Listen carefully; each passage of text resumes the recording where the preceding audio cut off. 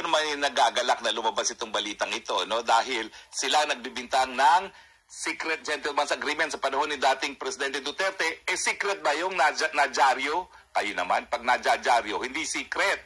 In fact, inanunsyo yan. At sa Kongreso pa, unang inanunsyo ng dating Defense Secretary Lorenzana sa hearing ng Committee on Appropriations, Committee on National Defense, yung agreement na status quo para tayo magkaroon ng kapayapaan, no, sa panig ng Pilipinas at ng sa China.